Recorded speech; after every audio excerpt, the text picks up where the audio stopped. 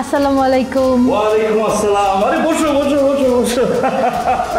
কি ব্যাপার, বলো বলো বলো। আপনার কাছে আমি একটা বিচার নিয়ে আসছি আঙ্কেল। বিচার নিয়ে আসছো, ভালো কথা, কিন্তু আঙ্কেল বললা কেন? আমার কি আঙ্কেল মনে হয়? আচ্ছা, কোন দিক থেকে আমার আঙ্কেল মনে হয়? শোনো মেয়ে, আমারে এখন থেকে ভাই বলবা, ভাই, ঠিক আছে? জি ভাইয়া, সরি, ভুল হয়ে গেছে। আপনাকে এখন থেকে আমি ভাইয়া বলেই ডাকবো। এক্স্যাক্টলি। আচ্ছা, এখন বলো, তুমি কার বিরুদ্ধে বিচার নিয়ে আসছো? মজনু, সে আপনার সাথে চলাফেরা করে, এই কারণে আমি আপনার কাছে বিচার নিয়ে আসছি। ও আমার সাথে প্রতারণা করছে। প্রতারণা করছে মানে?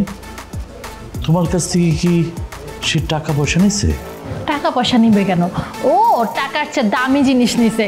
আমাকে বিয়ে করার কথা বলে এখন তাল বাহানা করতেছে। আপনি ওকে ধরে এনে ইচ্ছা মতো বাটাম দেন। ওর মতো বাটপারের সাথে তোমার মতো সুন্দরী ভাজ খায় কেমনে, এইটাই তো বুঝতে পারতেছি না। বুঝার তো কোনো দরকার নেই, আমি শুধু জানতে চাই আপনি ওকে ধরে এনে বাটাম দিবেন কিনা, বিচার করবেন কিনা। দেখো, তোমার মুখের কথায় তো আমি কাউরে ধরে আনতে পারি না।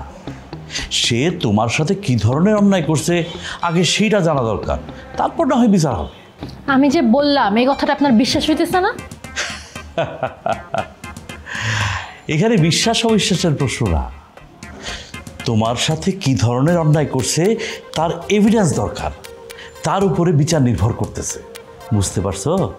বুঝতে পারছি, কিন্তু আমি তো সব ধরনের কথা আপনাকে খুলে বলতে পারবো না। কিছু কথা তো আপনার বুঝে নিতে হবে। দেখো মেয়ে, আমি পারবো না। হাওয়ার উপরে আমি কোনো বিচার করতে পারবো না। হাওয়ার উপরে বিচার করলে একটা নির্দোষ ছেলেও শাস্তি পাওয়া যেতে পারে। এই, আপনি তো ভালো মানুষ না? আপনি একটা খারাপ মানুষকে শেল্টার দিতেছেন।